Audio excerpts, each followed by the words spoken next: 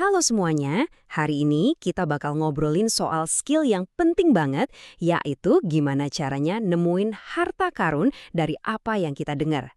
Yup, ide pokoknya, biar kita nggak cuma dengar, tapi benar-benar paham. Pernah nggak sih kalian lagi dengerin pengumuman penting, terus beberapa detik kemudian lupa intinya apa? Sering banget kan kejadian kayak gitu? Nah, tenang aja, ini masalah umum kok. Dan hari ini kita bakal cari solusinya bareng-bareng. Nah, kuncinya itu ada di perbedaan antara mendengar sama menyimak.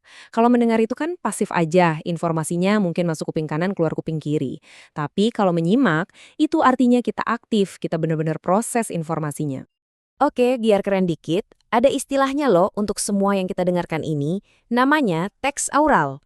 Gampangnya, aural itu artinya ya berhubungan sama pendengaran. Jadi semua yang kita dengar itu teks aural. Simpel kan? Dan sadar nggak sadar, kita tuh ketemu teks aural ini tiap hari. Waktu guru cerita di depan kelas, pas denger pengumuman di mall atau stasiun, dengerin podcast, atau ya bahkan pas kalian lagi nonton penjelasan ini sekarang. Itu semua contoh teks aural. Oke, dari semua teks aural yang kita dengerin itu, ada satu harta karun yang jadi target kita. Apa itu? Ya, ide pokok. Ini tuh bener-bener intisarinya, jantung dari semua informasi yang disampaikan. Cara paling gampang buat nemuin ya, coba tanya ke diri sendiri. Ini tuh sebenarnya ngomongin apa sih intinya?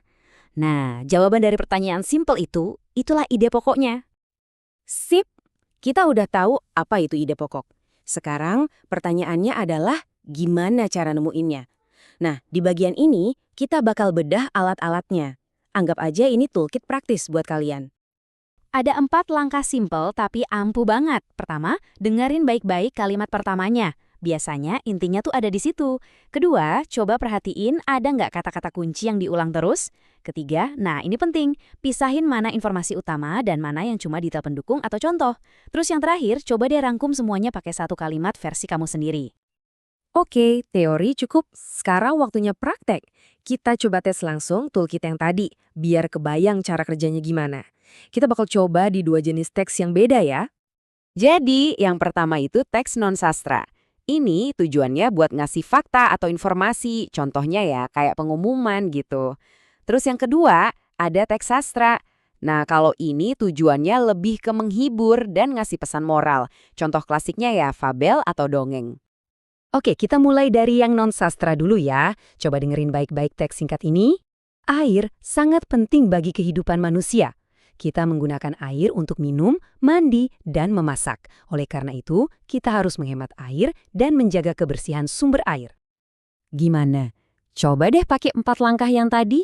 Apa kira-kira ide pokok dari teks barusan? Coba pikirin sebentar. Apa kata kuncinya? Kalimat pertamanya gimana? Yap, bener banget. Ide pokoknya itu ada di kalimat paling awal. Air penting bagi kehidupan manusia. Gampang kan? Sisanya kayak buat minum, mandi, masak, itu semua cuma detail pendukung. Itu tuh penjelasan kenapa air jadi penting. Oke, sekarang kita ke contoh kedua, yang sastra. Cerita yang kayaknya kita semua udah tahu. Dengerin ya. Suatu hari, seekor kelinci sombong menantang kura-kura berlomba lari. Kelinci sangat yakin akan menang, namun karena terlalu percaya diri, ia tidur saat lomba. Kura-kura yang berjalan pelan tapi pasti berhasil mencapai garis finish terlebih dahulu. Nah, kalau buat cerita kayak gini, ide pokoknya itu beda. Bukan cuma soal apa yang terjadi, tapi lebih ke pesan moralnya. Makna di balik ceritanya itu apa? Pelajaran apa yang mau disampaikan? Jadi gini bedahnya. Kalau cuma ringkasan cerita ya, kura-kura menang karena dia tekun. Tapi ide pokok atau pesan moralnya itu lebih dalam lagi, yaitu jangan sombong dan jangan pernah menyerah. Nah, itulah inti sebenarnya dari cerita si kelinci dan kura-kura. Nah, sekarang kalian udah punya toolkitnya, jadi lain kali pas dengerin pengumuman, materi kuliah, atau bahkan obrolan teman, kalian udah tahu cara nangkep intinya. Pertanyaannya sekarang, informasi penting apa nih yang bakal kalian simak lebih baik lagi mulai hari ini?